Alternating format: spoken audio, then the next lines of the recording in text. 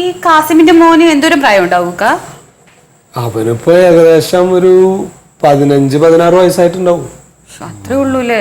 16 വയസ്സായിട്ടുള്ള ചെറിയ കുട്ടിയല്ലേ. അല്ല, അപ്പൊ അവനിപ്പോ ഇനി ഇവിടെ നിർത്തി പഠിപ്പിക്കാനാണോ? അവിടെ നിർത്തി പഠിപ്പിക്കാനല്ലടാ, ഒരു 10 ദിവസം വീട്ടിൽ നിന്ന് മാറ്റി നിർത്തിയാലേ എന്തെങ്കിലും ഒരു മാറ്റം ഉണ്ടാവുമെന്ന് നോക്കാൻ വേണ്ടിട്ട്. ഈ കുട്ടി നല്ല ഉഷാറ് മോനായിരുന്നേ, നല്ല ഉഷാറ് കേക്കണായിരുന്നു. ഇപ്പൊ ഇങ്ങനെ ഈ എന്താ ഈ കോഴിക്ക് വസന്ത വന്ന മാതിരി ഇങ്ങനെ തൂങ്ങിയൊരൊറ്റ ഇരിപ്പാ. മാനസികമായിട്ട് വല്ല പ്രശ്നം മാനസികം കുടുംബത്തിൽ അങ്ങനെ ആർക്കെങ്കിലും ആരും അങ്ങനെ കുഴപ്പക്കാരൊന്നല്ല. ഒന്നാമത്തെ എന്താ വെച്ചാലേ ഈ കുട്ടികളോട് ഒരു വാത്സല്യത്തിലുള്ളൊരു പെരുമാറ്റം കാര്യങ്ങളൊന്നും ഇല്ല. അത് ഇവളും അതെ. അതായത് ഈ ഉമ്മയും കണക്കാണ്, വാപ്പയും കണക്കാണ്.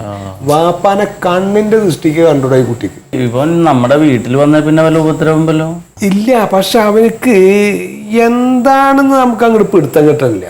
അതായത് ഇവൻ ഞാനൊന്നും ചോദിച്ചാൽ ഒന്നും പറയില്ല. റസിയ സംസാരിക്കുമ്പോൾ കുറേശ്ശൊക്കെ എന്തെങ്കിലുമൊക്കെ പറയണുണ്ട്.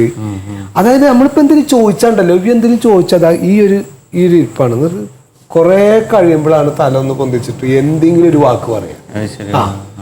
അപ്പൊ നമ്മള് മോനെ പറയടാ, ഞാൻ എന്നോടല്ലേ ചോദിക്കണെന്നൊക്കെ നമ്മൾ പറയും. പക്ഷെ അവനക്ക് എന്താന്ന് മനസ്സിലാവണില്ലടാ. അവനെന്താ കേൾക്കണില്ലേ പറയണത്, അതോ അപ്പൊ വേറെന്തോ ചിന്തിക്കണ പോലെ നമുക്ക് തോന്നണേ. സംഗതി കുട്ടി ആകെ കിളി പോയിട്ടുള്ള അവസ്ഥയിലാണ്, അത് ഉറപ്പാ.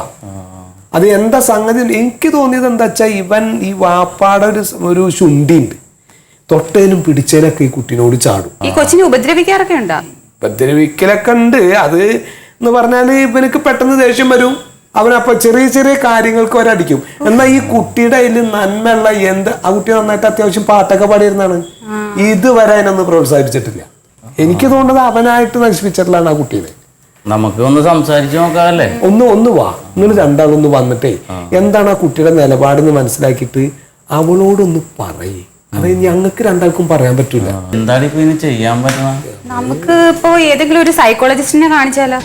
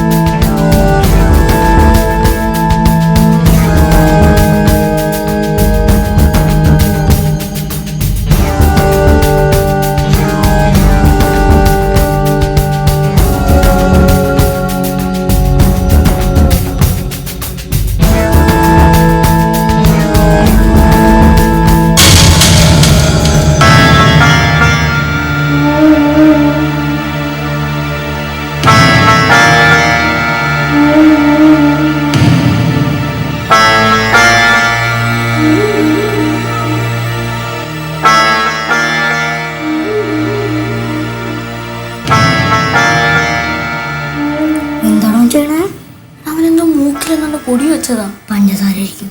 എന്നാ മൂക്കിൽ ഉറുമ്പ് കയറണ്ടേ? മൂക്കിൽ മുടിയില്ലടാ, എന്തോ പ്രശ്നമുണ്ട്. എന്റെ വാപ്പനോട് പോയി പറഞ്ഞെടുത്താലോ? വാ വാ.